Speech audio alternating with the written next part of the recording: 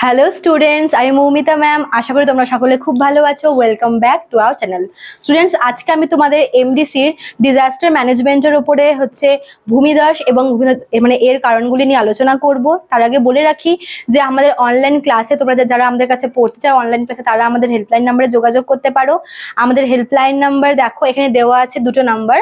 একটা হচ্ছে 6295916282, আর একটা হচ্ছে 7076398606। ঠিক আছে?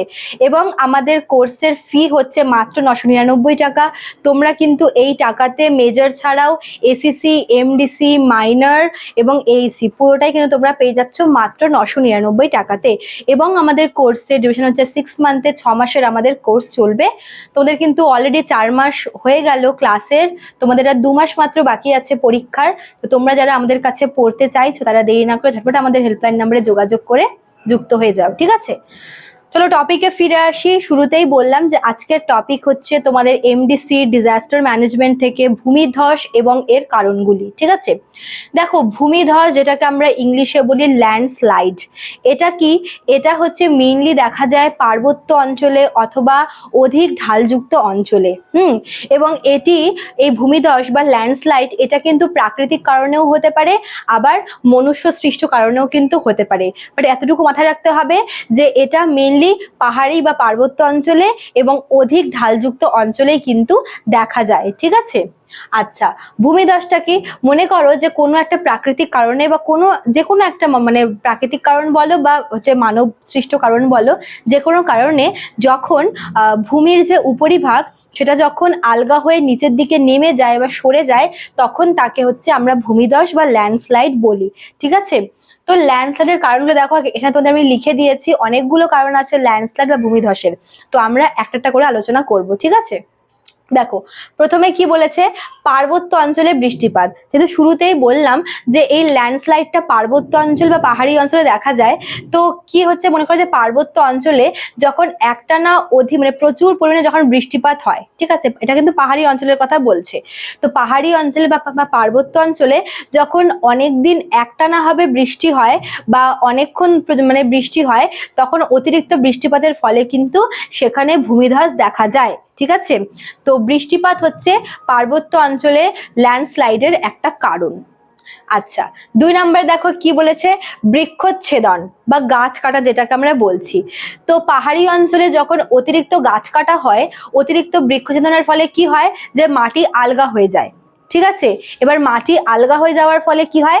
মাটি আস্তে আস্তে শিথিল হয়ে নিচের দিকে বসে যেতে থাকে এবং এইভাবেই কিন্তু ভূমিধসটা হয়। ঠিক আছে? আচ্ছা, তারপর দেখো নাম্বার কারণ কি? ভূমিকম্প। মানে 3 নাম্বার কারণ কি? ভূমিকম্প।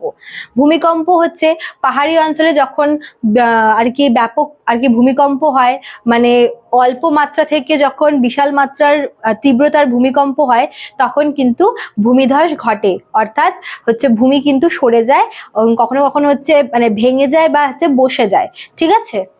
আচ্ছা, তারপরে দেখো রিজনটা কি? বিস্ফোরণ। কি হয় অনেক সময় যে তোমার পারমাণবিক বিস্ফোরণ মানে ঘটানো হয়, বা টেস্টিং এর জন্য বিস্ফোরণ ঘটানো হয়। এইসবের ফলেও কিন্তু মাটির মানে ধসটা নামে। মানে ভূমিধস হয় যখন অনেক সময় হয় যে কোনো একটা বম টেস্টিং এর জন্য বিস্ফোরণটা ঘটানো হচ্ছে মাটির নিচে, সেই সময় কিন্তু এর একটা বাজে প্রভাব পড়ে এবং ভূমিধসটা কিন্তু দেখা যায়। ঠিক আছে? আচ্ছা, তারপরে দেখো কি বলেছে? পাকা রাস্তা নির্মাণ। এইবার দেখো, পাহাড়ি অঞ্চলে কিন্তু যেহেতু রাস্তা খুব একটা চওড়া হয় না, তো ওখানে যদি কোনো কারণে চওড়া এবং পাকা রাস্তা নির্মাণ করা হয়, তাহলেও কিন্তু এই ভূমিধসটা দেখা যায়। ঠিক আছে? কখনো কখনো কি হয় যে একটু চওড়া করে রাস্তা তৈরি করা হয়, পাকা রাস্তা, তখনও এই ভূমিধসটা কিন্তু হয়। ঠিক আছে? তখন মাটি শিথিল হয়ে নিচের দিকে ভেঙে পড়ে যায়। আচ্ছা, তারপরে দেখো পশুচারণ। অতিরিক্ত পরিমাণে যদি অ্যানিমাল হাজবেন্ডারি করা হয় বা যদি পশুচারণ করা হয় পাহাড়ি অঞ্চলে বা অধিক ঢালযুক্ত অঞ্চলে, তাহলেও কিন্তু মাটি মানে এই ক্ষয়ের ভূমিধসের কিন্তু প্রবণতা দেখা যায়। ঠিক আছে? আর লাস্ট দেখো কি বলেছে, মাটির প্রকৃতি। কখনো কখনো এরকম হয় যে পার্বত্য মৃত্তিকাগুলি ভীষণ শিথিল হয়, ঠিক আছে, বা দুর্বল হয়, বা অধিক ঢালযুক্ত যে জায়গাগুলি সেখানকার মাটিগুলির প্রকৃতি খুবই দুর্বল হয়, স্ট্রং হয় না মাটিগুলি, ঠিক আছে, এবং সেখানে কি হয়, একা একাই কিন্তু মাটি ধসে যায়। এভাবেও ভূমিক্ষয়টা হয়। তো এই ছিল তোমাদের ভূমিধসের কারণগুলো। আমি তোমাদের আরো একবার বলে দিচ্ছি শুরু থেকে শেষ পর্যন্ত, ঠিক আছে। দেখো, প্রথম কারণটা কি, পাহাড়ি অঞ্চলে বৃষ্টিপাত। যখন পাহাড়ি অঞ্চলে একটানা প্রবল বৃষ্টিপাত হয়, এই বৃষ্টিপাতের ফলে কিন্তু পাহাড়ি অঞ্চলের ভূমি ধসে যায়, ঠিক আছে। 2 নাম্বারটা কি, বৃক্ষচ্ছেদন।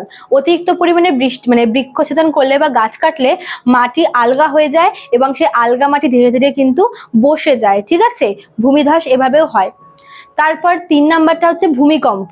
যখন পার্বত্য অঞ্চলে যখন ভূমিকম্প হচ্ছে বা অধিক ঢালযুক্ত অঞ্চলে যখন ভূমিকম্প হচ্ছে, তখন কিন্তু জায়গায় জায়গায় ভূমিধস দেখা যায়, অনেক জায়গায় মাটি আর কি বসে যায়, ঠিক আছে।